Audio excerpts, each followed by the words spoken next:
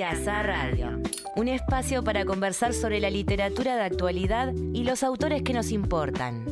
Con la conducción de Vanessa Arta Sánchez, Gustavo Calvo y Alejandra Dopico. Así Asá Radio. Libros en el aire. Todos los lunes a las 15:30. 10, 9, ignition sequence start. Así Asá Radio. Reseñas.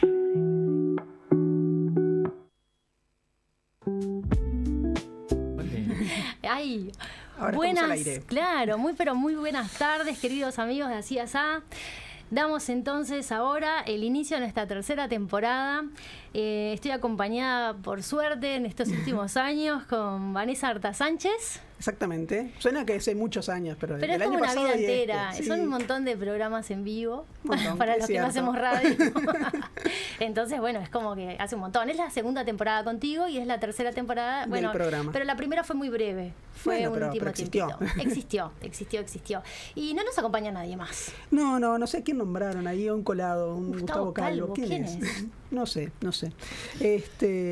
Igual lo cierto es que parece que sí. Es algo. Sí, es algo. De algo nuestro. Sí, parece que no, pero sí, es el nuevo coconductor de Así Asá Radio, Libros en el Aire, que bueno, va a compartir con nosotros todos los lunes de 15:30 a 17 horas. Ahora no se pueden arrepentir. No, ya está estoy acá. presentado. Ya me nombraron en la sí, cortina, claro. Ya está. no hay marcha atrás. Es- No, Exacto. viste que el audio no es que vos lo tachás, le pasás una raya y decís, no, este no va, no.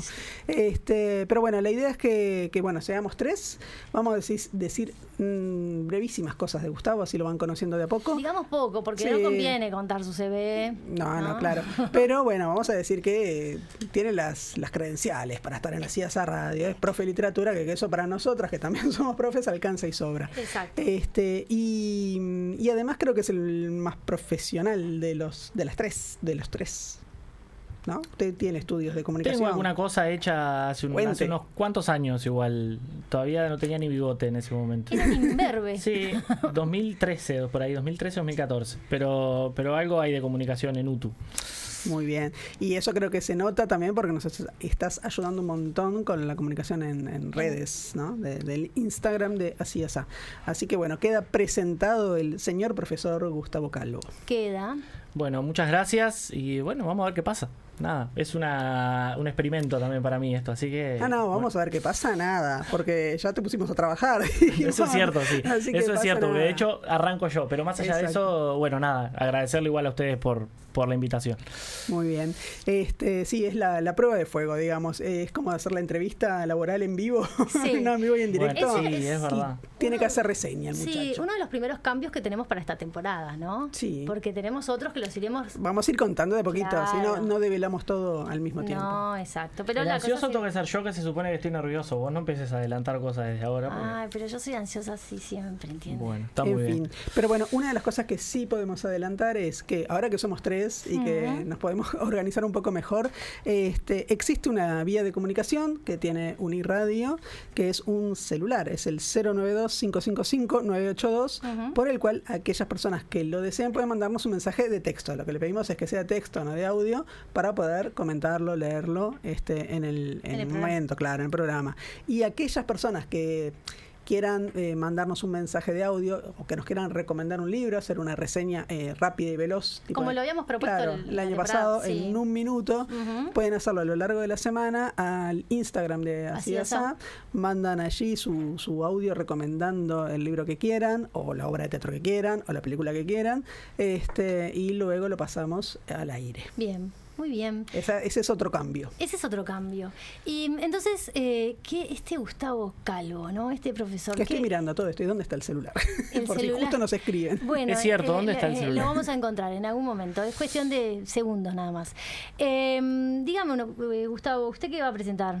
Bueno, yo voy a hablar del libro Plata Quemada.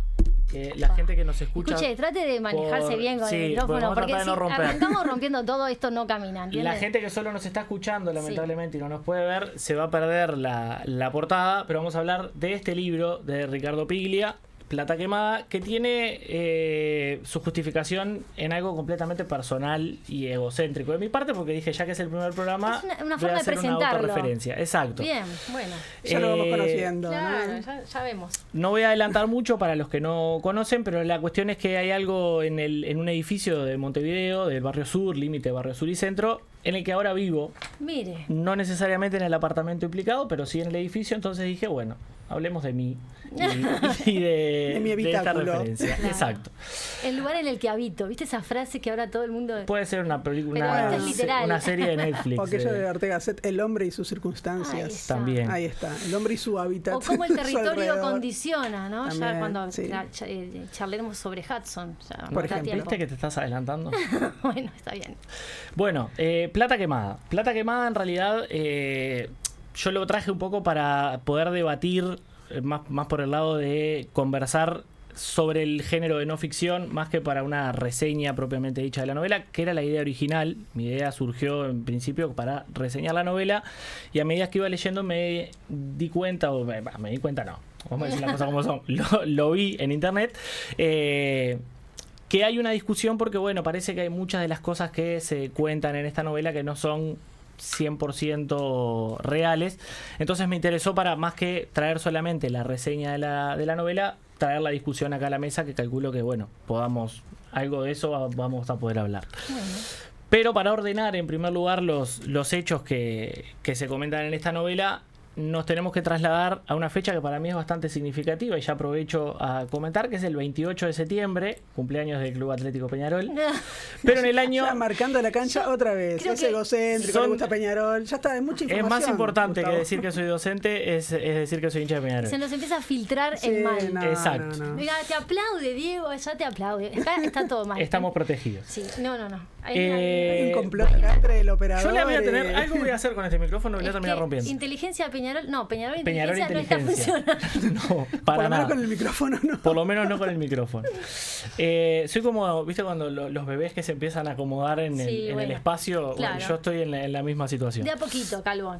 Todo bien. Nos vamos al 28 de septiembre de 1965 en la ciudad de Buenos Aires, localidad de San Fernando. Se va a llevar a cabo un atraco por parte de 4 integrantes que asaltan la furgoneta que trasladaba un monto aproximado a 7 millones de pesos desde el Banco Provincia, en la localidad de San Fernando, hacia la municipalidad. Que no era tanta la distancia, en realidad en la novela se cuenta que era una especie de una vuelta a la plaza más o menos, Claro. pero era un monto bastante grande, entonces de todas 2 formas... cuadras, pero tenía que dar la vuelta porque era Exacto, mano. porque ahí va, estaba flechada. Entonces, esta banda de delincuentes asalta la camioneta, y 3 de los 4 custodios de valores resultan asesinados en este atraco.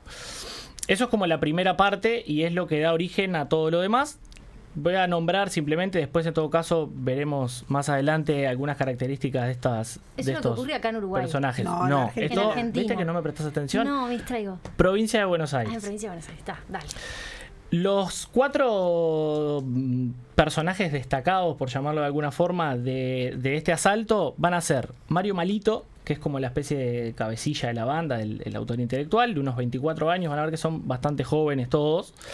Marcelo Brignone, apodado El Nene, que tiene 33. Roberto El Gaucho Dorda, no se aclara con exactitud la edad, poco más de 30 años, una cosa como yo más o menos. Y Carlos El Cuervo Mereles, de 25 años. Ellos 4 van a ser los que van a protagonizar esta historia, independientemente de que en el medio hay un montón de otros contactos y policías corruptos implicados, Sí, y, bueno, claro. y otros delincuentes que no forman parte de este grupo principal. Una vez que ellos asaltan la furgoneta, logran escapar, hay una persecución, pero de todas maneras logran escapar, y hay un par de días que ellos se mantienen guardados hasta que algunos de sus contactos empiezan a caer y ellos empiezan a ver que se les empieza a complicar la cuestión. Tenían un acuerdo, por supuesto, con la policía de Buenos Aires, y ellos deciden traicionar el acuerdo, no darle la parte que le correspondía a la policía y huir, ahora sí, hacia Uruguay. Ellos acá en Uruguay hacen mejor vida que nosotros. Gastan plata, se los ve como turistas adinerados, plata en casinos, salen, gastan pagan prostitutas, sin ningún tipo de reparo de que eran delincuentes que acababan de escaparse. Claro. No disimulaban eso. No disimulaban, y de hecho llamó la Se atención. andaban escondiendo, digamos. Exacto, llamó la atención, pero nada, vio que la gente, viste, que a veces mira, pero no... Por eso de que acá en Uruguay no pasa nada. No pasa nada, decís, bueno, son turistas, vienen Claro. con plata, bueno, y salen, y gastan, y qué sé yo, bueno, está. Ellos en sí estaban apañados, por supuesto, de la misma forma que tenían contactos allá, también tenían contactos acá, hasta el fatídico momento en el que la policía, en un control de rutina, los encuentra a ellos queriendo cambiar la chapa de un vehículo, porque no se sabe si para mantener viva la llama de la delincuencia, o porque ellos, de todas maneras, cada tanto, a pesar de que estaban con una gran suma de dinero en su poder, ellos igual de alguna forma cometían algún que otro delito. Entre ellos habían robado un auto, y cuando estaban intentando cambiarle la chapa, en un control de rutina un policía los encuentra. Entonces ellos, para evitar que la policía descubra quiénes eran, terminan asesinando al policía. Pero era un partido fácil cambiar la chapa, ¿entiendes? No era necesario matar al policía. Bueno, pero Claro, ahí se complicó. se pusieron nerviosos. Vamos. El tema es que acá va a ser, este va a ser el desencadenante del resto de la historia, porque bueno, ese crédito que ellos tenían y Claro. esos contactos que mantenían con la policía, en el momento en el que hay un policía muerto, ya no pueden hacer oídos sordos, porque pasa a ser un tema de Nacional. De la exacto. policía de acá. Sí. Entonces, bueno, a ellos no les queda otra que empezar a guardarse.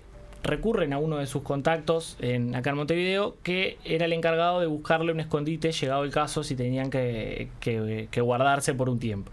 Y la realidad es que este contacto al principio va a intentar encontrarles un lugar, va a buscar por todos lados, pero ya estaban bastante manchados, entonces ninguno los quería alojar ni esconder. Sí. Cuando ve que no tenía solución, decide ir a la policía y hacer un acuerdo con ellos. Bien. ¿Qué lugar les va a encontrar la policía? Bueno, este edificio, el llamado edificio Liberaig, que queda en la calle Julio Herrera y Oves, 1182, lugar que, como dije, en el que estoy viviendo ahora, más precisamente en el apartamento número 9, que no mantiene actualmente. Yo ya me estuve fijando por ahí a ver si había alguna referencia, y lo único que más o menos pudimos encontrar, según los carteles viejos de la numeración y algún aparato medio, porque tampoco es un edificio muy nuevo, por supuesto, coincidiría con el apartamento 102, pero a chequear, no lo sabemos. En ese momento era el apartamento 9, y ellos se van a hospedar ahí a través de este contacto que los coloca en ese lugar. Es curiosa toda la escena en donde ellos van al apartamento, porque por supuesto estaban bastante nerviosos y paranoicos con que alguien podía estar en la vuelta, y la única persona que ellos ven en la cuadra es a un fletero que estaba haciendo una mudanza en el edificio de enfrente, fletero que después vamos a descubrir de que en realidad era un policía encubierto que quería confirmar que efectivamente ellos 4 estuvieran entrando en ese apartamento. Me frené un poquito cuando dije 4, porque la realidad es que cuando después se desata todo lo demás, Mario Malito, no sé si por pura casualidad o porque le llegó algún aviso, o él no estaba en el momento de la balacera. Entonces, en definitiva, los que quedan implicados son los otros 3. Mario Malito muere años después en Buenos Aires a causa de otro enfrentamiento que nada tenía que ver, pero en este momento no estaba en el lugar de los hechos. Bien. Este contacto, bueno, al principio medio que los entretiene un poco, les dice que les va a traer de todo para que no les falte nada y puedan estar tranquilos, les va a comprar unas milanesas al pan, cenan, juegan a las cartas, demás. Cuando él les dice, bueno, ahora sí, se les voy a conseguir un poco más de alcohol para que tengan, y los dejo tranquilos, en esta última salida ese contacto no vuelve a aparecer, y llega a la calle Julio Herrera y Oves, a la puerta del edificio, una cantidad de policías, cerca de unos 300 efectivos. Un número importante. Un número bastante grande de efectivos policiales, que si uno dimensiona en una cuadra común y corriente del centro de Montevideo, 300 policías parados enfrente de un edificio, la realidad es que era un número bastante injusto, grande. ¿no? Me pongo la de los delincuentes, 300 contra 3. 300 contra... Era, claro, era una... Son bastante, 1%. otra que desparejo. Lo que pasa es que era algo épico, ¿viste? Claro, Tenía que ser 300. Sí, y había un encono también en esto de que mataron a un policía, de que ya Claro, la claro. opinión pública un poco los tenía a ellos en la mira, porque se descubrió todo de que la cantidad de contactos que ellos tenían con la policía y demás. Entonces fue como a matar o morir, y cayeron realmente con una improvisación que terminó siendo perjudicial, más allá de que después las cosas para la policía, entre muchas comillas, terminan saliendo bien, porque no desalojaron el edificio, cayeron con bombas de humo, bombas molotov. La gente llegaba de trabajar y se encontraba con que no podía entrar a su casa porque estaban a los tiros, pero también tenían al resto de su familia en su casa esperándolo.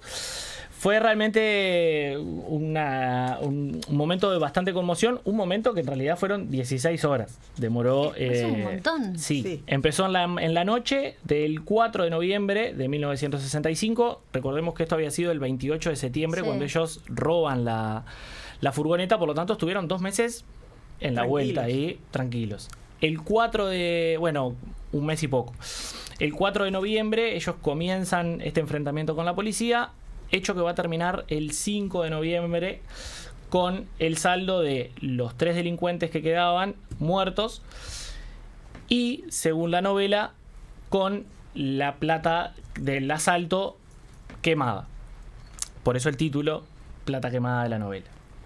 ¿Qué pasa y por qué entra la polémica y por qué traigo esto como para hablar de género de no ficción y demás? Cuando se publica la novela en el año 1997, el periodista uruguayo Leonardo Abercon empieza a ver, primero él reconoce en una entrevista que le hicieron en noviembre del año pasado, cuando se cumplieron los 60 años, reconoce que un poco le picó el bichito del patriotismo, de decir, bueno, ¿cómo puede ser de que un hecho que es tan montevideano, porque pasó en el límite con el centro de Montevideo, termine siendo publicado por un argentino y de alguna forma como adueñándose de la historia? Me parece un planteo como ¿quién es el dueño del mate o quién es el dueño del dulce de leche? Bueno, que es nuestro igual. ¿Dónde nació Gardel? Claro, qué sé yo. El dulce de leche es de nosotros. No, está no, pero a ver, yo entiendo como las dos cosas, ¿no? Porque uno dice, bueno, ese nacionalismo a veces, ¿no? Puede ser como tonto, ¿no? En definitiva, vos no estás haciendo nada. Como cuando la gente dice, ganamos el partido. Vos no jugaste el partido, jugaron los jugadores, no sé. Entonces, como que tener una cosa así, medio de patriotismo, de nacionalismo, en general me genera rechazo. Pero al mismo tiempo, por ejemplo, cuando uno se enteró que, yo qué sé, que Ida Vitale o que Peri Rossi ganaba el Cervantes, es tipo, ¡ay, es uruguaya! Hay que reconocer que uno tiene un poquito de eso también. Pero eran delincuentes esto. Sí, pero en realidad él no se apropia de los delincuentes. No, está bien, dale, tampoco dale. Es que se apropia, Sí, pero digo, dale. En el relato en general, bueno, que la batalla de Liberáis, que en definitiva fue como terminó llamado el hecho y recordado, él decía que tenía que ser, y defiende que tiene que ser más uruguayo que argentino. Bueno, en fin. Dale, está bien. A raíz de su investigación, él empieza a investigar este hecho. A raíz de su investigación se da cuenta de que hay algunos de los datos que aparecen en la novela que no se condicen del todo con lo que efectivamente pasó en la realidad, entre otras cosas la quema del dinero. Entonces, acá es donde entra la polémica, porque si nosotros terminamos de leer la novela, sobre el final, en el epílogo, Ricardo Piglia va a reconocer de que esta es efectivamente una historia real, y él dice, y lo voy a leer porque es cortito, digo, es un fragmento que dice: siempre he reconstruido con materiales verdaderos los dichos y las acciones de los personajes. Y más adelante va a decir que cuando él no ha podido comprobar los hechos en fuentes directas, ha preferido omitir los acontecimientos.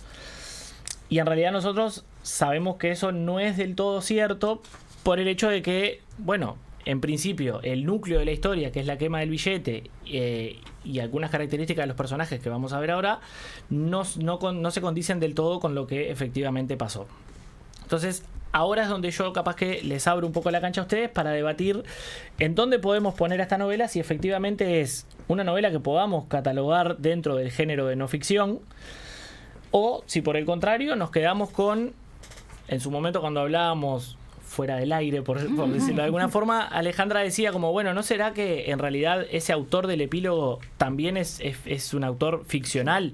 Entonces hay que ver con qué lado nos quedamos. Pero antes de lo que ustedes tengan para comentar, hay algo que en realidad el género de no ficción, entiendo que más o menos ustedes manejan el término, No, nace... Más o menos no, lo manejo muy bien, disculpame, porque Bueno. se parece una literatura, no es manejo más o menos Explícalo. el término.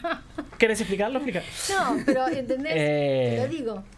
Bueno, este género nace, sí, desde el periodismo. En realidad nace en Estados Unidos en la década del 60. En un grupo de periodistas se empieza a dar cuenta que hay una forma un poco más interesante, si se quiere, de contar ciertos hechos que trascienden a la opinión pública, olvidando el esquema piramidal del periodismo de las 5 preguntas, el qué, cuándo, cómo, dónde, y trasladarlo a un desarrollo un poco mayor, sin escapar de lo que realmente hay que contar, que son los hechos que suceden, en este caso, en la batalla del Liberay. Y el exponente más grande que yo creo que tiene el género de no ficción es este otro señor, que también traje para mostrar la portada, que es Truman Capote, con esta novela de A Sangre Fría. Una novela que, hay que decir, yo la conocí cuando estaba haciendo la famosa carrera de comunicación en la UTU, en esto del análisis periodístico y cómo funciona el periodismo acompañado de la literatura, en donde él cuenta el asesinato de una familia por mano de 2 vagabundos de la ciudad de Kansas. La diferencia que hay es que en este caso Truman Capote finalmente a los delincuentes los van a atrapar y les van a condenar a muerte, y en ese lapso que ellos tienen en el llamado corredor de la muerte, donde esperan finalmente a la inyección letal, Truman Capote empieza a ir a entrevistarlos y a convivir con ellos mucho tiempo allí en el corredor de la muerte. Entonces hay muchos de los fragmentos de esta novela, por no decir todos, incluso diálogos, que son extraídos específicamente de los propios, sí, de los propios protagonistas, que le cuentan a Capote cómo fue que se dieron los hechos. Es algo que con Plata Quemada no sucede, porque en realidad los delincuentes terminaron muertos. Entonces es una reconstrucción a partir de algunos fragmentos. Abercon, respecto a esos fragmentos, va a decir, y un poco hasta con enojo, que hay fragmentos de la novela que Piglia recorta y pega de crónicas anónimas de la época. En el diario Acción, por ejemplo, había un periodista que siguió el hecho ordenado cronológicamente. Y lo que hace Piglia es, bueno, como no tiene autor ese fragmento, tomarlo tal cual, y si uno compara la novela con los fragmentos de la época o la edición escaneada que ahora tenemos del diario Acción de esa época, coinciden, y es verdad, y se tomaron tal cual.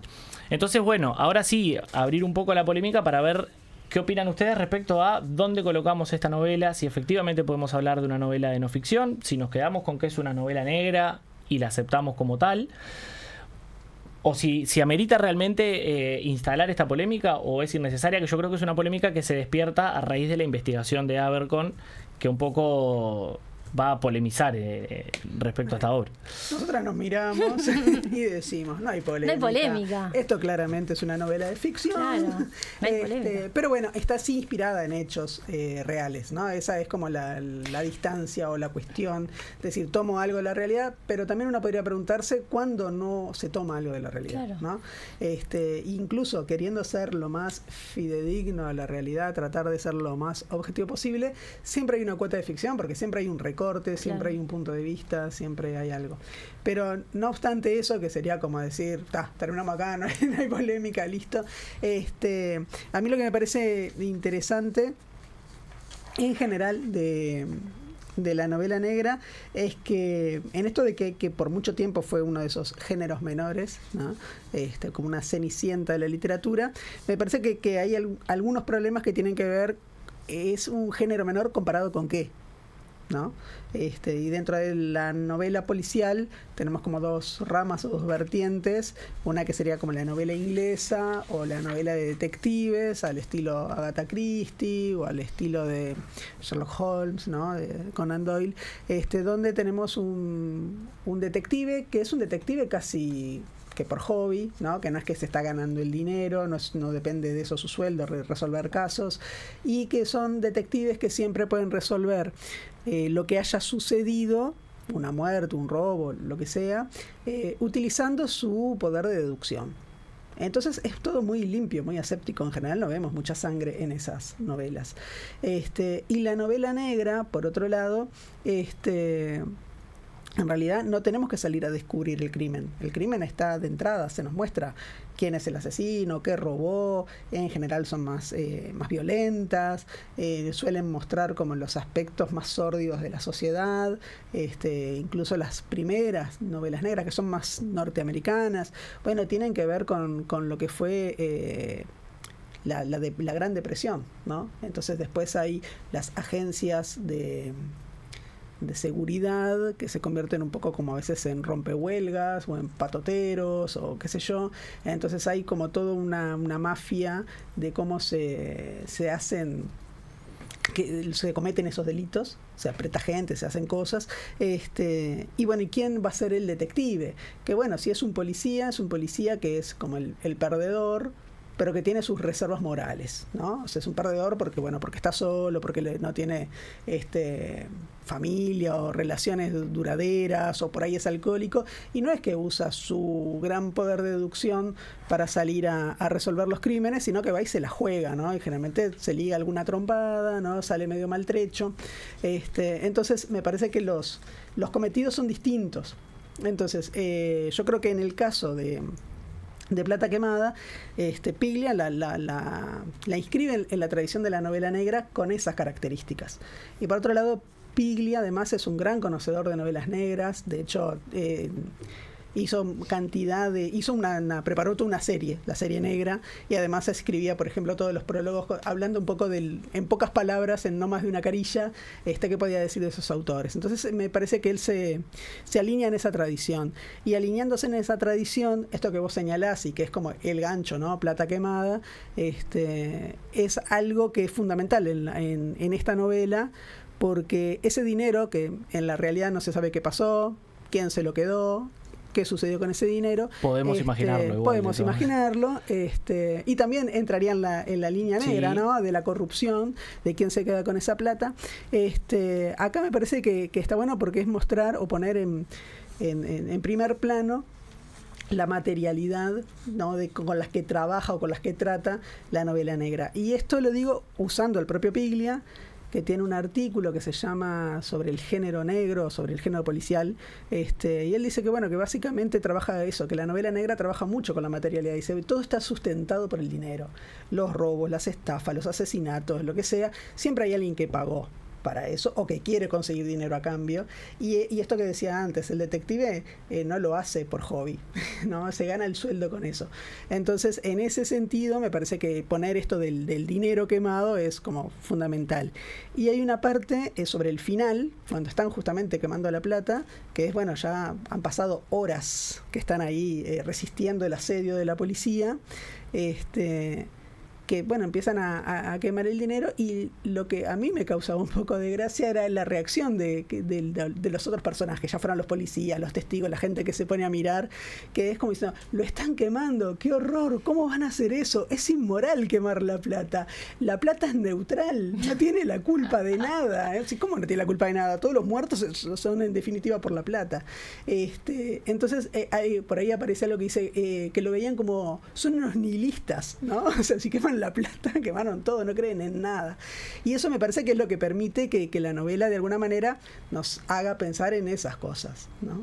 Sí, y que en realidad calculo que ya medio como para cerrar, sí, antes de que Dopico empiece a hacer Dopico puede decir algo que Dopico empiece a hacer el gesto, que hay una lectura que hace un crítico de la novela, el título de su trabajo es El engaño de la plata, precisamente hablando de esta novela Plata Quemada, donde él dice que en realidad lo que hace Piglia es una parodia del género de no ficción, porque como él tiene todas las herramientas a su disposición, porque la crónica policial fue siguiendo los hechos y él pudo construir a partir de eso la novela y crear, porque también está la discusión de si en el género de no ficción se puede hablar de trama o de personaje o de suspenso como se habla en cualquier otra novela, precisamente por esto que decía Vanessa, de que en realidad el lector ya conoce los hechos y ya sabe qué fue lo que pasó.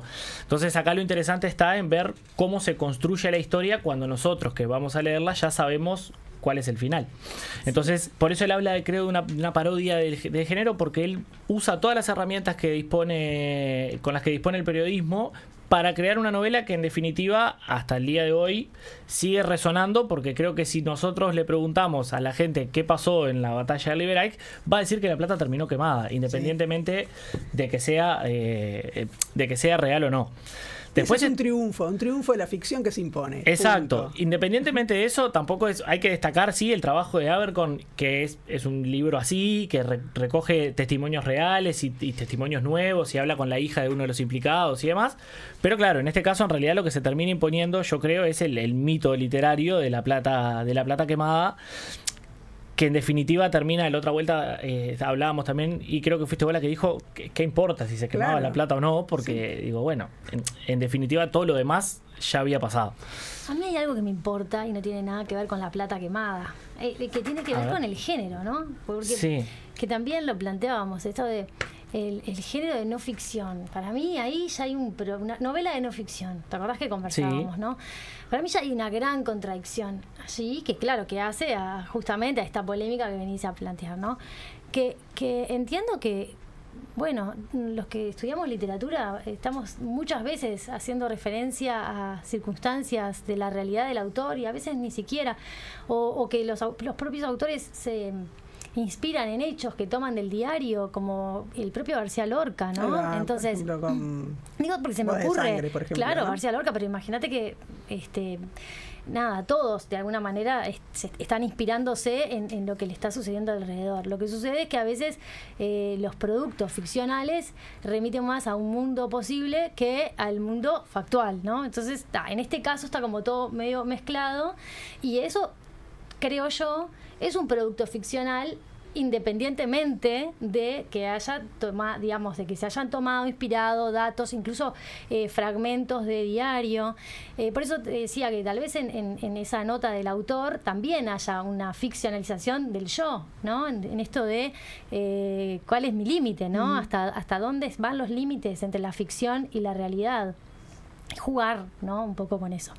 Entonces, eso es lo que me parece que es interesante, porque estas formas de nombrar también dejan en evidencia, cuando yo te digo, me resulta contradictorio el hablar de novela de no ficción, bueno, esa terminología trae en el título todo lo que implica y de todo lo que estamos conversando. Digo, no es por casualidad ni es el error de nadie, simplemente trae ahí como todo lo que contiene. Entonces, bueno, eso. Y después, claro, entiendo que tal vez este periodista se siente estafado, pero porque es periodista. Y nosotros los que vivimos de la ficción no sentimos la estafa cuando leemos justamente algo que sabemos que es una novela y que alguien dijo o no dijo o no sé bien. Incluso creo que al contrario, más que sentirse estafado, a mí cuando empecé a leer fue Qué enriqueció grande, ¿no? la novela el hecho de saber de que hay algo de la realidad que no se condice con esto que yo estaba leyendo. O mirá la vuelta que le dio el tipo, ¿no? Pero mirá cómo Sí, hizo. no, y si la lees es maravillosa en los términos literarios, porque esto que vos decías, bueno, en la realidad, si vos hacer algo que trate de ser fiel a la realidad, no podríamos hablar de suspenso, Pero- ¿no? pero- ¿Cómo se crea? Bueno, si vemos el trabajo que hay, esas horas realmente vos las vivís casi que en el minuto a minuto, y además con un ritmo vertiginoso, porque estos personajes en la novela de Piglia están todo el tiempo consumiendo cocaína, entonces están recontra acelerados, y entonces ¿cómo haces, cómo das la sensación de que pasan esa cantidad de horas y mantenés la atención? Claro. Entonces ahí hace un montón de digresiones que tienen que ver con lo que piensan los personajes, con lo que se les está pasando por la cabeza, con lo que recuerdan, con cómo llegaron ahí, con si piensa que todavía Malito puede aparecer o no va a aparecer, y es frenético, digamos, Claro. el ritmo, te la devorás la novela, y eso, bueno, es todo el trabajo del escritor. Sí, y sobre todo el final, el hecho de quemar la plata, ¿no? Eso es poético. Bueno, sí, claro. En definitiva, porque qué mejor darle ese final al Sí, que va de la mano también de esa construcción de los personajes Claro. que hace Piglia, porque en definitiva hay dos de los tres que terminan en ese apartamento que Piglia los presenta como opuestos que se atraen, y de alguna forma se da a entender de que hay una relación homoerótica entre ellos y demás, pero que es mucho más fácil que ellos lleguen a ese suicidio colectivo, por así decirlo, de igual de todas maneras aferrarse a el uno al otro y combatir 3 contra 300, sabiendo de que tenían todas las de perder, precisamente por la forma en la que Piglia los presenta, porque en la realidad no sabemos si ellos se quedaron en Sí. esa porque no les quedó otra, y Sí, bueno. o es tipo partido por partido, hacemos tal cosa, yo qué sé, se podría Pero haber claro, a nivel de ficción es muy interesante ver cómo ellos llegan al desenlace que llegan, por la construcción que hace Pilia de esos personajes. Sí. Nos vamos, antes que te pongas nerviosa, nos vamos a ir escuchando una canción que creo que todos conocemos, que es Brindis por... Voy a aclarar que nos vamos a la tanda. Nos vamos a la tanda, bueno, nos vamos a la tanda. Yo ya estoy con ganas de irme. No, esta recién empieza. Nos vamos a la Yo tanda. te dije, no podemos contratar gente así que quiere trabajar 40 a mí me minutos. gusta trabajar 40 minutos. Horario de clase. Horario de clase. Nos vamos escuchando Brindis por Pierrot, que en realidad está popularizada y la vamos a escuchar en la voz del Canario Luna. Es una canción de Jaime Ross que tiene, breve, hay que prestar atención, una referencia a este hecho de los porteños ocupando el edificio Liberaig. Muy bien. Muy bien. No lo vieron a Molina, que no pisa más el bar. ¿Dónde está la gran muñeca que no trilla el bulevar? Esta noche es de recuerdos, este brindis por Pierrot. Volverás, Mario Benítez, con tu línea Maginot. ¿Qué será de los porteños ocupando el Liberaig? ¿Qué dirá la nueva ola empapada de champán? Esta noche de recuerdos, este brindis por la unión. Ahí está Martín Corena escuchando esta canción.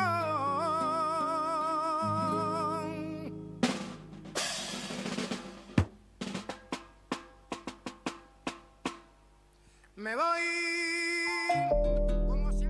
Así es la radio. Libros en el aire.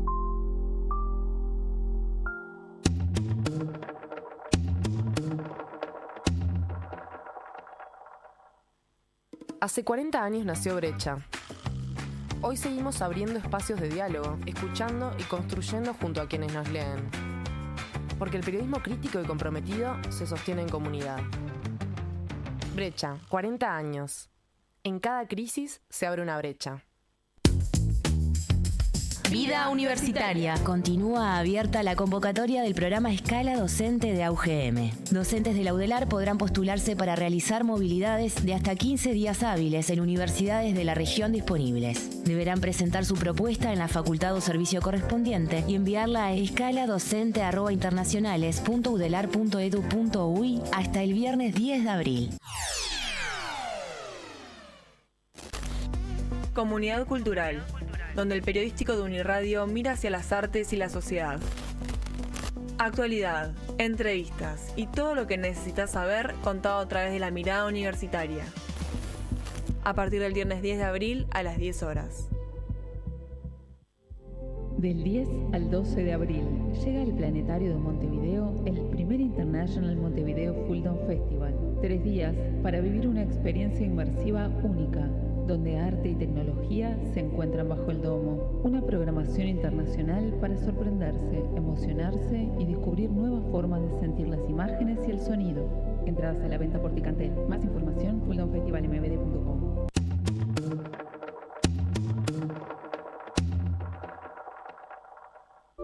Así es la radio. Libros en el aire.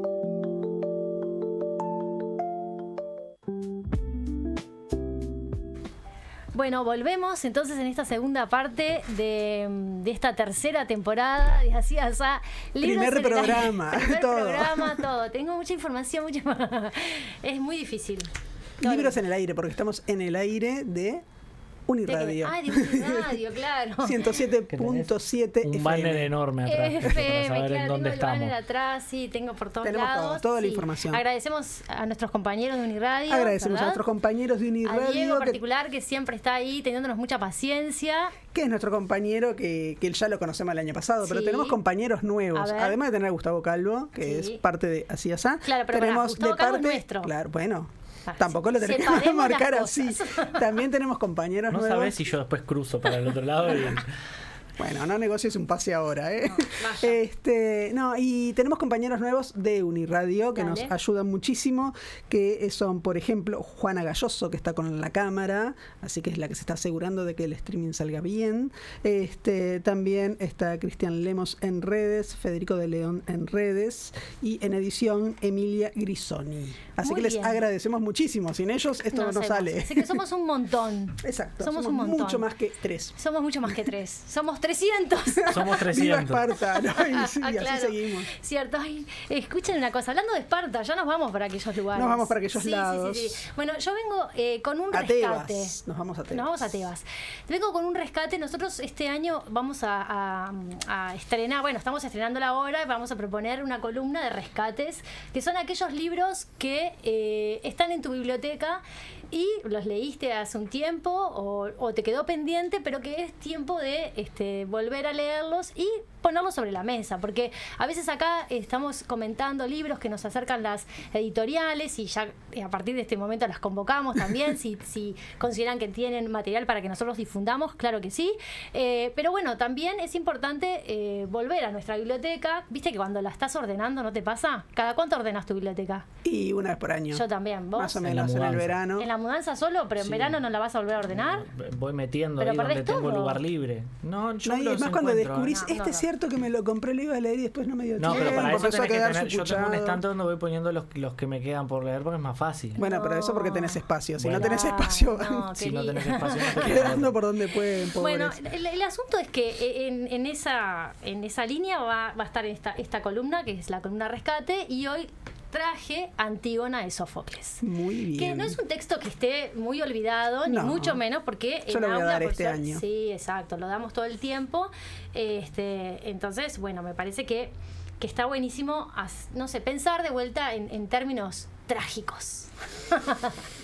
Bueno, para empezar, me parece que es justo que hagamos como una especie de micro resumen de lo que, cuando hablamos de tragedia griega, ¿de qué hablamos? ¿no? ¿De qué hablamos? No pico, claro. a ver, cuente, ¿de qué hablamos? Y bueno, para empezar tenemos que ubicarnos en la Grecia antigua, en el siglo IV, por allí, Siglo V. entre IV y el V, sí, y la verdad es que, bueno, surge de un ritual, concretamente al dios Dioniso, ¿no? Que va evolucionando desde el ditirambo a lo que luego se transforma por diferentes cambios que se van dando, por diferentes modificaciones que no explicaremos ahora, se transforma en la tragedia griega y sus festivales, ¿no? Que son festivales que tienen corte cívico-religioso, por esto que estábamos mencionando, que tienen ese origen de cómo ellos viven su religiosidad y cómo celebraban a este dios, y la importancia que tenía para aquel tiempo que asistiesen todos los ciudadanos al teatro, tanto así que eran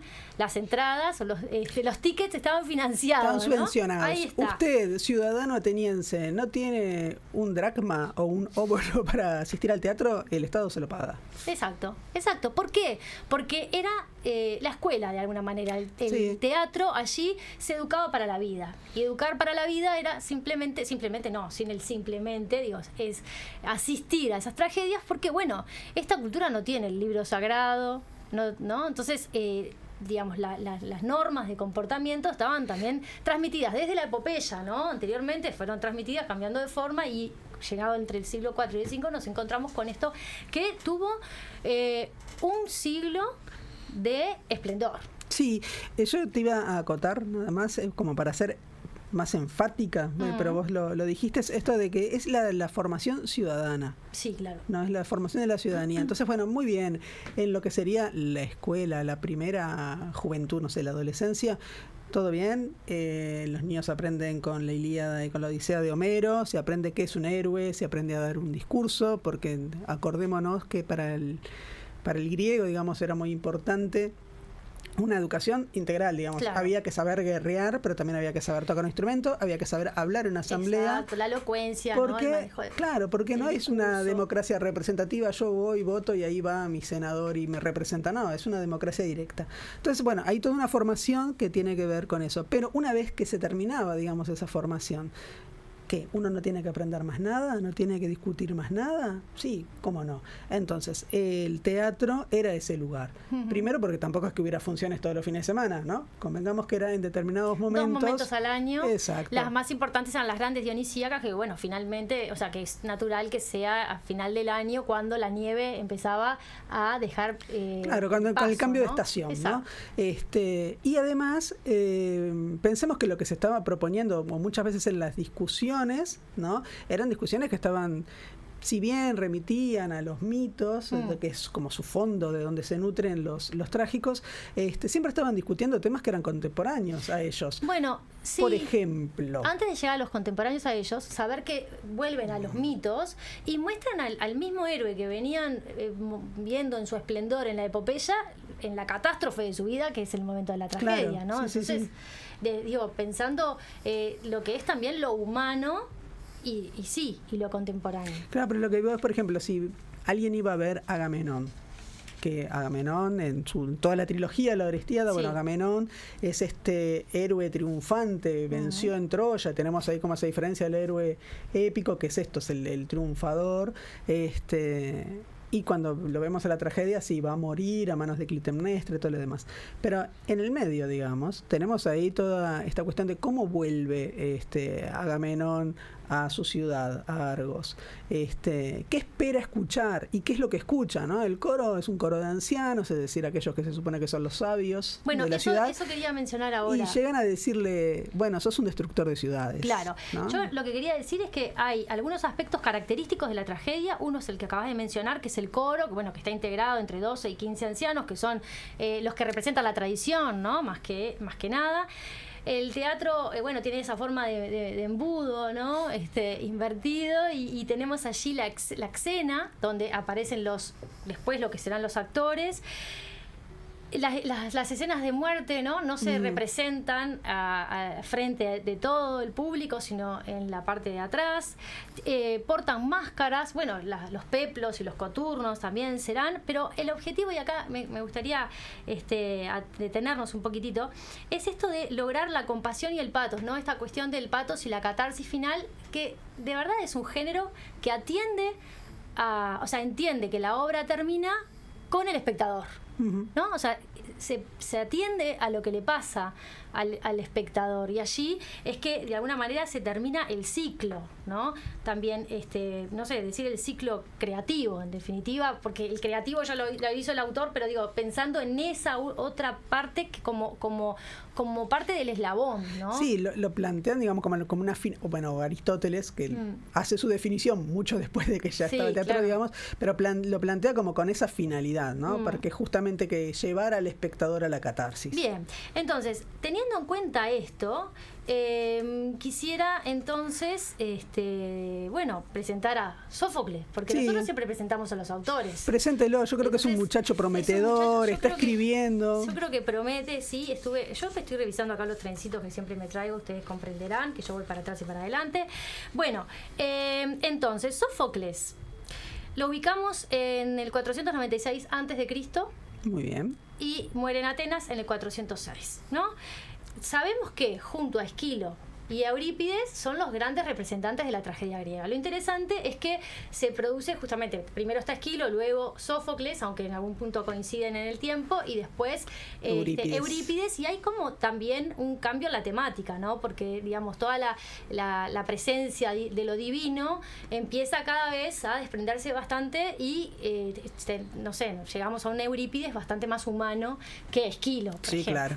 ¿No? Digo humano en el sentido de concentrarse en lo humano, y no tanto en la temática o en el intercambio entre los hombres y los dioses. Se conservan algunas tragedias completas de Sófocles. Me parece interesante porque lo que conversábamos el otro día, ¿no? Esto de cuando termina la batalla de Salamina en 1480, parece que ya tenía un coro de 16 integrantes que cantó un peán, un himno, justamente en celebración al fin de esa batalla en la que también participó Esquilo. Así que imagina, guerreros era lo de antes, decimos. Claro. Así que, bueno, y me parece que es importante también... Bueno, pero ahí está esto que decíamos, hay que saber guerrear y también componer tragedias. Claro. Ahí tenés Esquilo, a Sófocles. Y la primera vez que participó de unas grandes dionisíacas le ganó Esquilo, así. Se presentó y ¡prá! metió... La joven promesa. Exacto. Llegó y desbancó al otro pobre. Se le atribuye a Sófocles el cambio de números de actores del 2 al tercero. Cierto. Y también el aumento de los integrantes del coro, de 12 a 15. Pero bueno, vamos a Antígona. Vamos, Antígona. Antígona, voy a comentar el argumento de esta obra, de esta tragedia, que como todo, las tragedias y las epopeyas de la Grecia antigua se inspiran en los mitos, ¿no?, de la antigua tradición. Entonces, representa el enfrentamiento entre Antígona y su tío Creonte, rey de Tebas, tras la muerte de sus hermanos Polinices y Eteocles. Creonte prohíbe enterrar a uno de ellos, Polinices, por considerarlo traidor. Antígona, priorizando la ley divina sobre la humana, lo entierra siendo condenada a muerte, lo que provoca una cadena de suicidios familiares. Y bueno, ahí está como servido el argumento. No por casualidad es que traigo Antígona, porque nosotros en el Teatro Solís hoy, la Comedia Nacional está representando este clásico, ¿no? Exactamente. Este clásico que está puesto, digamos, de la mano de Miguel del Arco, que es el director, sí, en este caso. Y que hace una versión también, ¿no? Y que hace una versión. La adapta. La adapta. Voy a decir algunas cositas. En la página de la Intendencia de Montevideo está todo muy detallado, el CV de Miguel del Arco, pero yo voy a decir algunas cuestiones, ¿no? algunos detallecitos. Es licenciado por la Real Escuela de Arte Dramático de Madrid. Es interesante porque es director de cine también, cine y teatro, ha escrito y dirigido muchos cortometrajes. La verdad es que tiene más de 50 premios. En el 2014 fue miembro fundador de la Academia de las Artes Escénicas de España. Entre el 2016 y el 2021 fue director artístico junto con Israel Elejalde del Pavón Teatro Kamikaze de Madrid. En el 2017, su productora Kamikaze recibe el Premio Nacional de Teatro que lo otorga el Ministerio de Cultura. Y la verdad que si entras a la página te enterás de todo su currículum y es de verdad imponente. Pero más allá de eso, ¿qué nos importa concretamente de lo que plantea Miguel del Arco para Antígona, ¿no? Yo lo escuché en una entrevista que tiene algunos años con... Yo me nutro mucho de Canal March, ¿no? Fundación March. La Fundación, sí. Y ahí tiene una entrevista con un estudioso del mundo griego y allí lo que él destaca, que lo que intenta es que el público de hoy vuelva a vivir algo de lo que vivió el público en aquel momento. Entonces, claro, acerca la obra desde diferentes formas. Por ejemplo, el lenguaje, es decir, las traducciones. Se concentra en la traducción y dice, bueno, pero no hagamos una traducción o basémonos en una traducción que cuide más el parecido con el decir español, sí, ¿no? Claro. Porque entonces para acercarlo de alguna manera. Pero perdón, sí, conserva igual de todas maneras muchas de las formas en las que está, sí, en las que uno lee la tragedia, sí, porque hay versiones de tragedias que uno los escucha hablar y es el vecino. No, y claro, en realidad no en este caso se conserva así una... Sí, hay como un respeto por la forma. Exacto, ¿no? sí.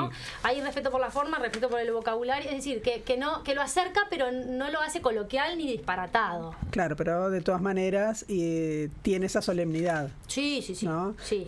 Porque eso es bien importante. Y también, supongo, ustedes vieron esta puesta en escena, me toca ir el 10, pero bueno, confío en vuestras opiniones.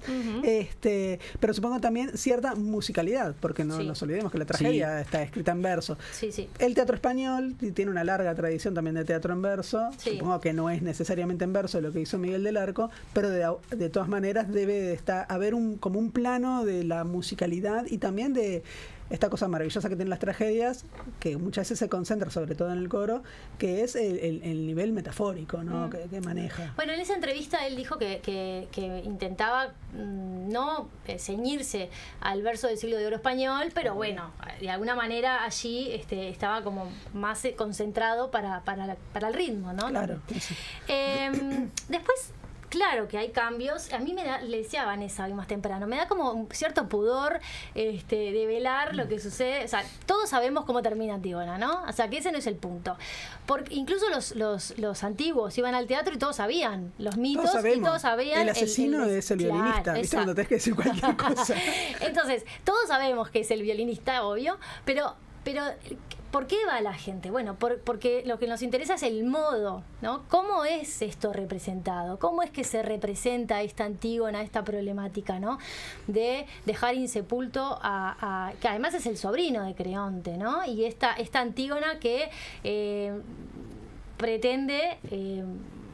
mantener la tradición de, todos deben ser enterrados independientemente de su situación política. Y un Creonte que pretende mantener el orden de ese, digamos, nuevo reino, en el sentido de que sale de una guerra civil y que, lo que pretende es que de ahora en adelante los hombres vivan bajo la ley y entonces viviremos en paz. ¿Cuántas veces dijo ley, la palabra ley, el Creonte de esta Antígona? 86. Bueno, la Creonte, pero... 86. Mirá que sí, ¿eh? No las conté. No, por supuesto pero que no. Justamente, sí. Pero esto que dice Alejandra está bien plasmado en la obra porque sí. Queda claro que la postura de la Creonte es eso, porque en realidad es interpretada por una mujer. Lucía Sommer, es lo que no quería decir, querido. Bueno, pero eso está en todos lados. Yo no la vi y lo sé, está en todos lados. Eso si agarrás el programa y claro. te fijas en el elenco, para agarrar te el dice. programa tenés que haber ido al teatro. No, pero si te compras la entrada, tenés razón. vas a comprarlo. Bueno, está bien. Creonte es mujer. Está bien. Pero el punto es que me parece súper interesante lo que plantea Miguel del Arco para tomar esta decisión, ¿no? Dice, lo trágico reside en la afirmación mutua de los contrarios. Uh-huh. Entonces está bueno, porque a mí lo que me pasó todo el tiempo es que de alguna manera Antígona y Creonte, que son, ¿cómo se dice? Cuando son protagonistas pero opuestos, antagonistas, en realidad funcionan como si fueran las dos caras de una misma moneda, ¿no? Es decir, por dónde o qué aspecto humano es el que hoy valoro más, o por el que me dejo llevar, o el que tomo en cuenta. Esto que es lo que se supone que mi religión me indica y que está... va más allá de la religión y tiene que ver con lo humano, ¿no? Con la ley natural, es decir, enterremos a nuestros muertos, y por otro lado, una norma impuesta por, en este caso, un rey. A mí siempre me parece como interesante que hay un montón de opuestos que están pensando en Sófocles, ¿no? Digo, que todavía no vi la de Miguel del Arco, pero que están desde el prólogo, desde cómo se construye el personaje de Antígona y el de Ismena y todo lo demás. Pero con respecto al tema de las leyes, también, porque esas leyes que todos sabemos, ¿no? Esas leyes divinas de las que habla Antígona, las que no tienen que estar escritas, no es necesario que esté escrita porque todos las sabemos, y uno podría decir, parece que no todos, porque si no estaría este conflicto, pero además uno diría, pasados los siglos, ¿a qué lo puedo equiparar? ¿No? Y uno llega como a esa cosa realmente visceral de decir, son mis muertos, no importa de qué lado de Tebas estaba, si del lado de afuera o de adentro, y los dos son mis hermanos, los dos los voy a enterrar. Y por otro lado también, que siempre, nos gana, ¿no? Siempre nos ponemos al lado de Antígona. Pero por otro lado, si uno también observa la figura de Creonte, lo que está diciendo es, siguiendo las leyes y los designios divinos, hemos llegado a donde hemos llegado, toda la desgracia familiar de la familia Antígona, hija de Edipo, hijo de Layo, y así, entonces, construyamos nuestras leyes, nos ponemos de acuerdo, son nuestras leyes, las leyes humanas. Si todos las respetamos, en este ámbito podremos convivir, y tampoco funciona. Y tampoco, porque ¿no? ahí me parece que está el acierto, porque de esas oposiciones que Antígona de Sófocles, ¿no? En esto de hombre-mujer, el veterano, la joven, que podemos jugar con esas oposiciones. En este caso creo que se concentra en una que tiene que ver con algo que está dentro de uno mismo, ¿no? Que son las dos posibilidades, esa ambigüedad que es tan humana también, ¿no? Y ahí,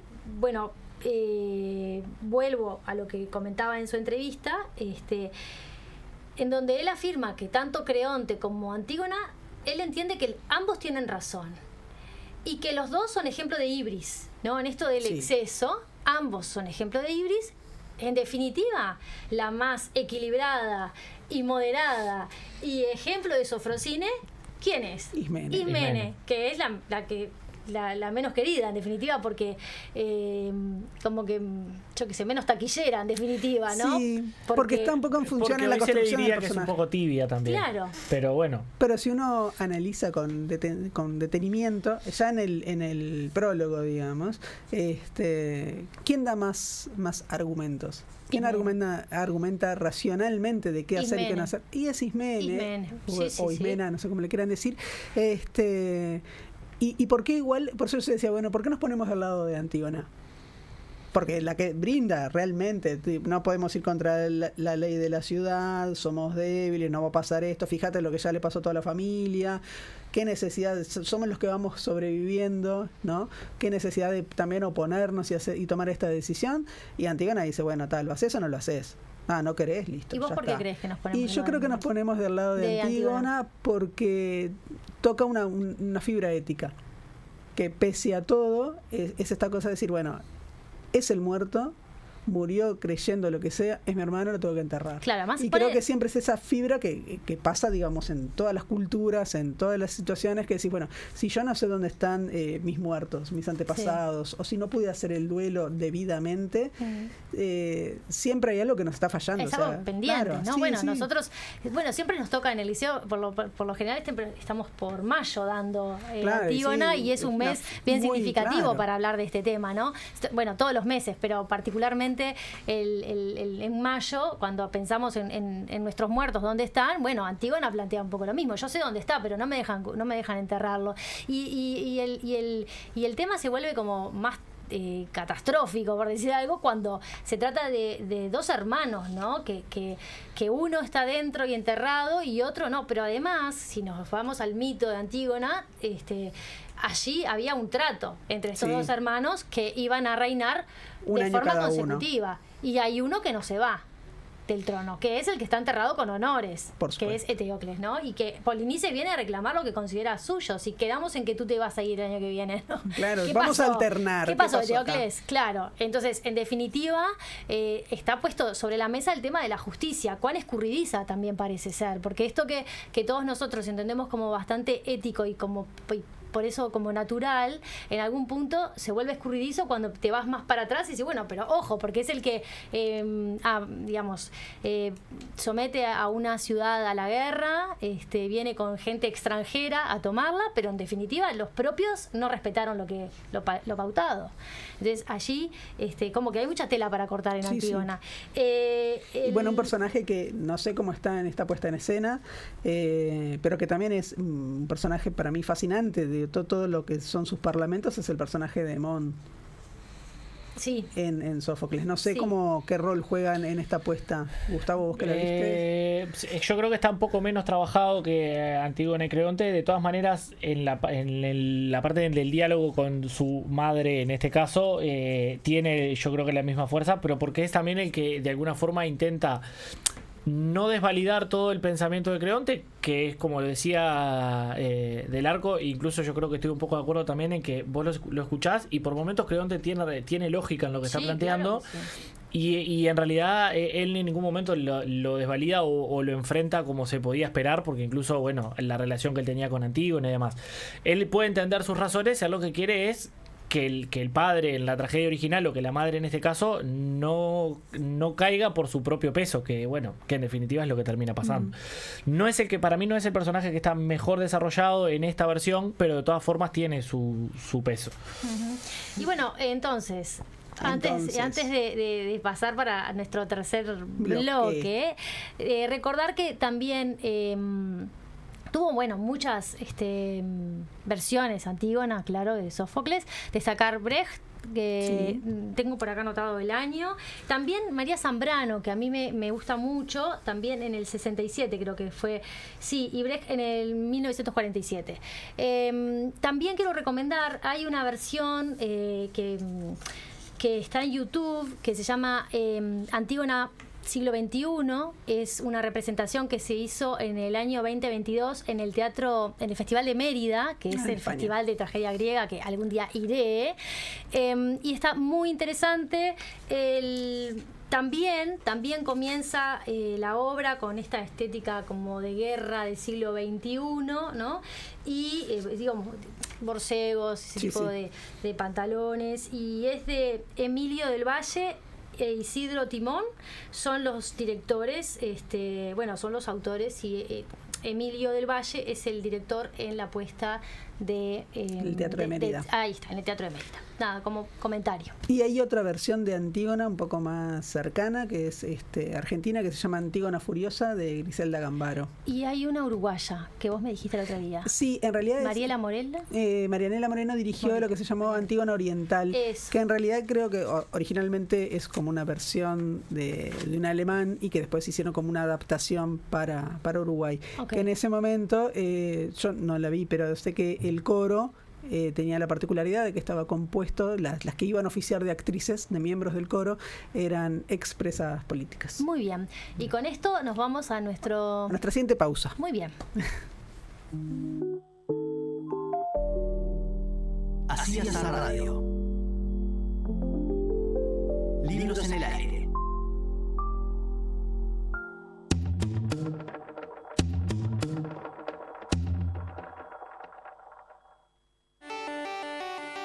Somos Bienestar, el programa del Servicio Central de Inclusión y Bienestar Universitario. 30 minutos de comunicación compartiendo las acciones y actividades que buscan mejorar la calidad de vida de la comunidad universitaria. Somos Bienestar, somos Inclusión. Todos los martes a las 18:30. Campaña de bien público en el marco del artículo 50 de la Ley 20.383. Hola, soy Antonio Ripoll, fotógrafo y experto en fauna. Y quiero hablarles del depredador más grande del Uruguay. Un omnívoro capaz de devorar en minutos desde animales hasta árboles y vegetación en general.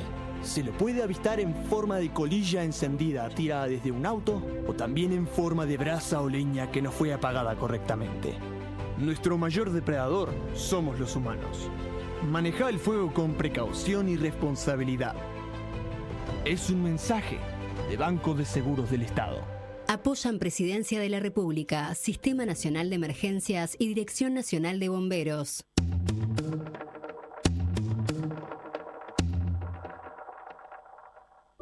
Así es la radio. Libros en el aire.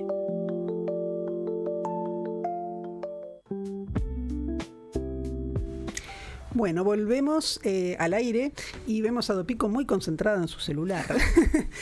Volvemos al aire en lo que normalmente será el espacio Cornucopia, hoy no, pero es algo parecido, porque bueno, vamos a hablar de todo un poco también. Sí. Por ejemplo, yo les pregunto, ¿qué leyeron en el verano? Ahora tengo que empezar yo. Y bueno, no sé, lo que quiera. No, sí, lo mismo. No tuve gran cantidad de lecturas. Porque leí Habercon todo el verano. No. Ese libro así que la realidad es que estuve como distanciadas en el tiempo. Mucha lectura que ya había hecho. Releí muchos cuentos de Borges.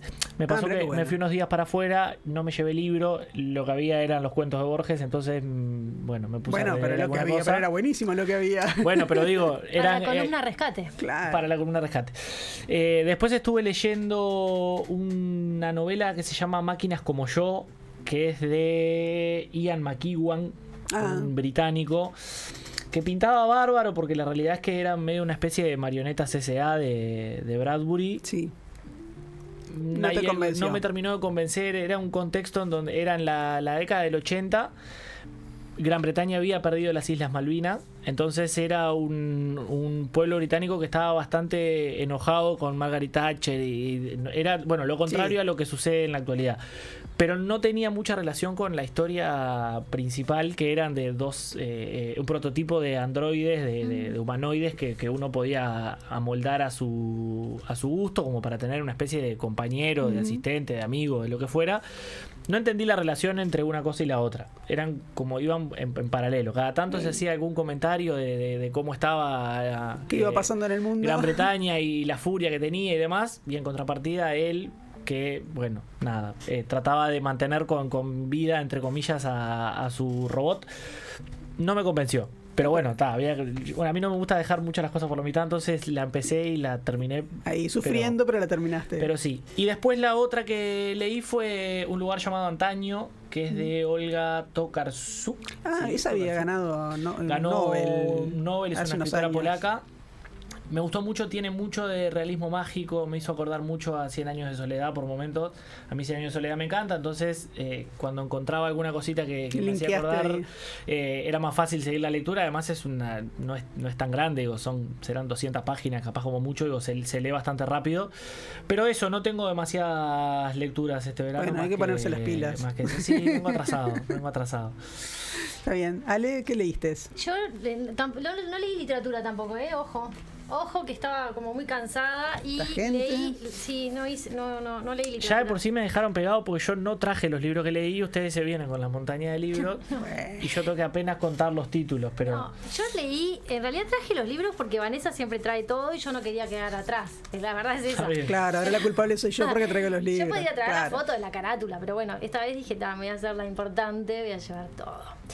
Y entonces estoy en una etapa botánica en mi vida y entonces estoy leyendo mucho sobre bosques y árboles y ese tipo de cosas. Entonces leí que se llama Arboreto Salvático de Mario Rigoni Stern, que en realidad es un italiano que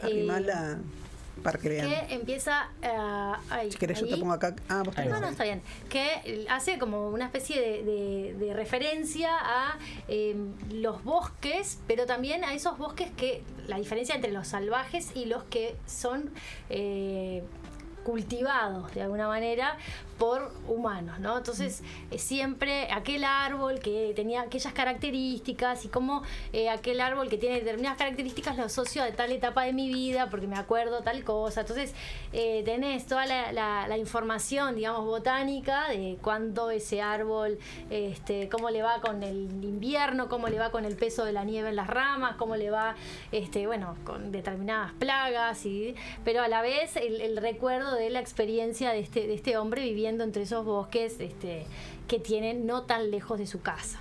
Después estuve leyendo otro que se llama, que es bestseller, por lo tanto no es ninguna novedad de este libro, pero bueno, me pareció muy interesante, que es La vida secreta de los árboles, y que también me pareció muy como interesante leer porque tiene que ver con lo que pasa y entre los árboles, cómo se comunican, pero no solamente cómo se comunican, porque dicho así parece como muy hippie, voy, abrazo árboles, no es eso.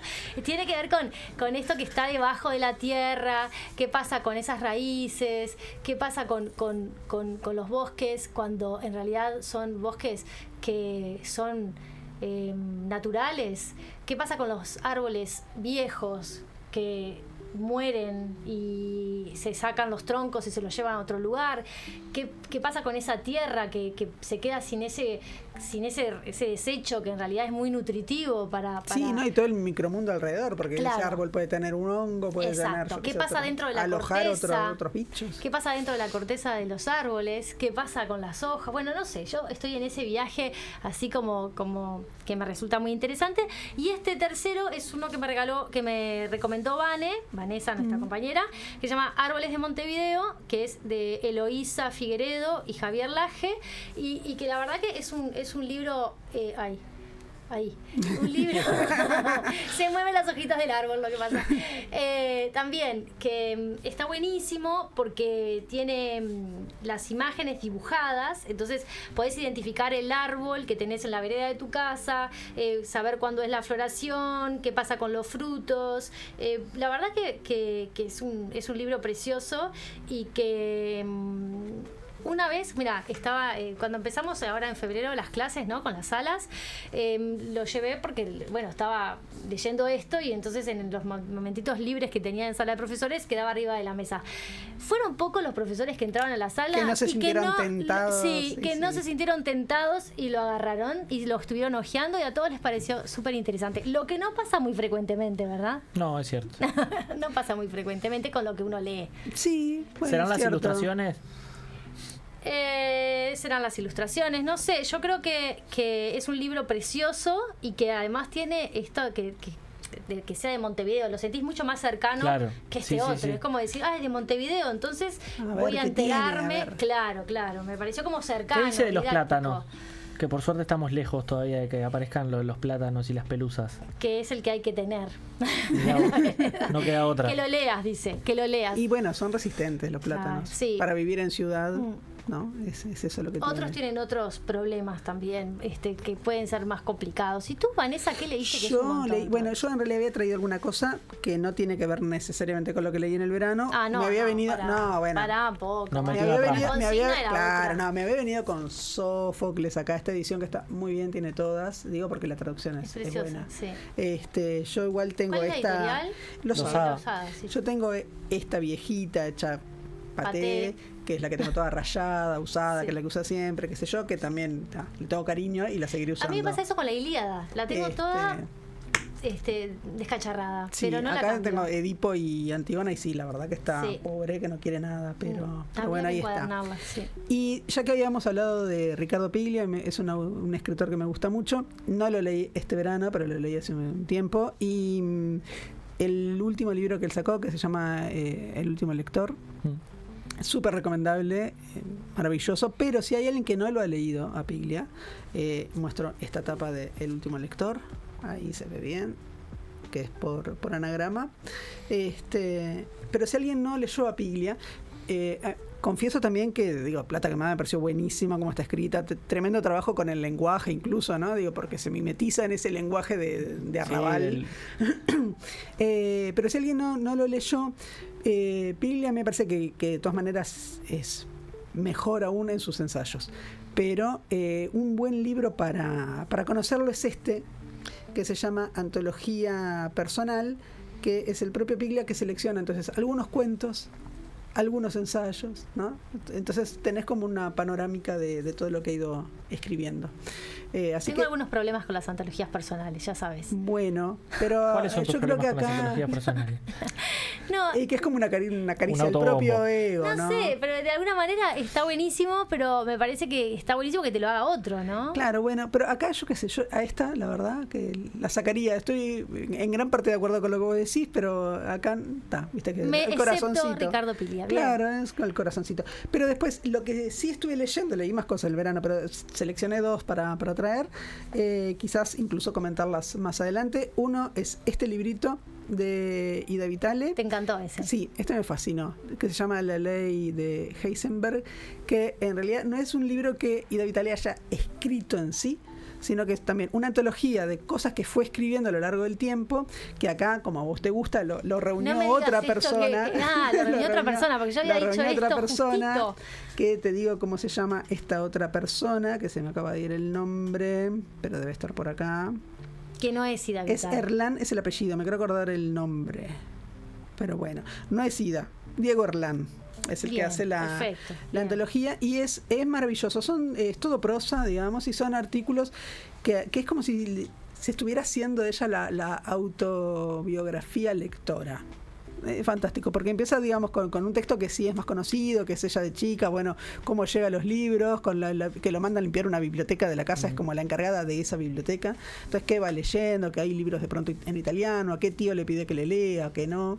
Y bueno, va recordando como esas lecturas que la marcaron, pero también de pronto incluye, por ejemplo, reseñas que ella hizo de escritores que en ese momento estaban saliendo, ¿no? que eran nuevos, y lo que es maravilloso, porque esto al final tienen una lista que les dice de qué año es cada texto, ¿no? Qué bien. Entonces, estos van desde el 60 y pico, una cosa así, hasta el 2018.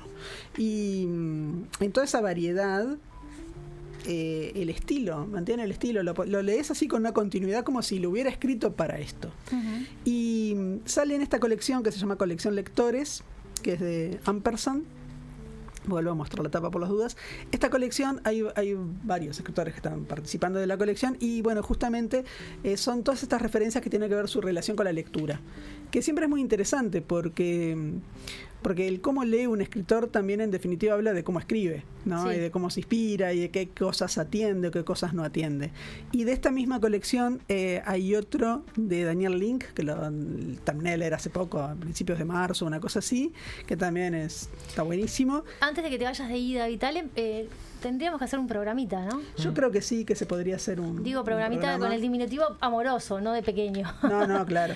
El de Daniel Link, que es de la misma colección, que ese no lo traje porque lo tengo en digital, se llama La lectura, una vida. ¿Y ese que tiene ahí? ¿Este? El otro. No, este también podría haber entrado en una columna rescate. Es de Armonía Somers y se llama Viaje al corazón del día. Qué lindo título. También me fascinó, como todo lo que tiene Armonía Somers tiene sus complejidades, sí. Pero me parece con todo, me parece menos complejo capaz que La mujer desnuda. Me parece que juega con otros géneros que pueden aparecer por ahí. Tiene algo, hablábamos con nuestra amiga Andrea Arismendi, que tiene algo capaz también de, por momentos, como de realismo mágico, que no sabe si es eso, si es más una cosa más surrealista. Y hay como una especie de parodia de las historias así medio románticas. Y también tiene esas oscuridades que suelen tener los textos de Armonía Somers, ¿no? Incestos, historias extrañas, niños criados en alguna especie de sótano, por ejemplo, y todo eso en esta novela que me encantó. Así que esas fueron mis lecturas de verano. Muy bien, yo en realidad voy a anunciar, pero todavía no lo leí, pero me lo pasaron y quiero comentar que está este ejemplar de poesía completa e inédita de Emilio Ucar, que es un integrante de la generación del 45, de esos que desconocidos. De los desconocidos de la generación del 45. Esto es de ediciones ejemplar único. Es del 2025 y en esta no me acuerdo el nombre de la persona que hizo la antología. La antología no, que hizo la edición, que cuidó la edición. Horror, pero sí les voy a decir en dónde está, dónde se consigue. En algún momento lo voy a reseñar, pero bueno, ya que lo tengo ahora, lo comento.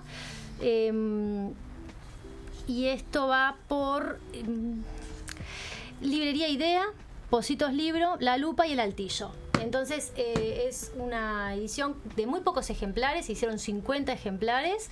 Es un papel de esos brillantes, divino, precioso, así.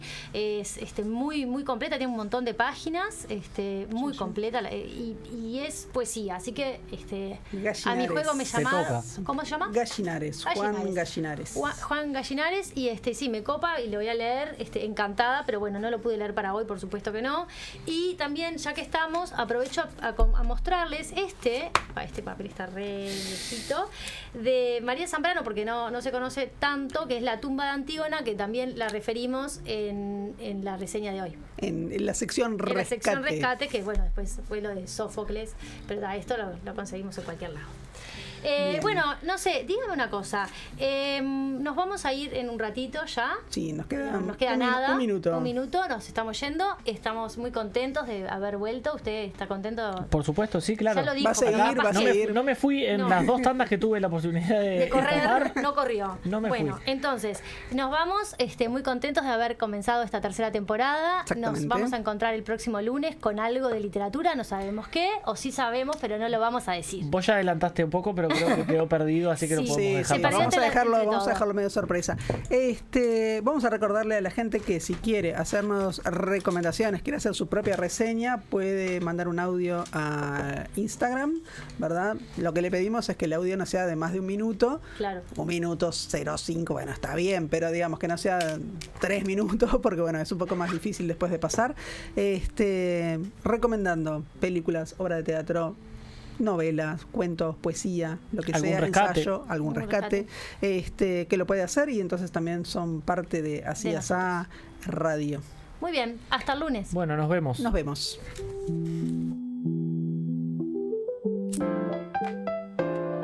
Así Asá Radio. Libros en el aire. Escuchá los contenidos en uniradio.edu.uy y Uniradio Podcast en Spotify. One small step for man.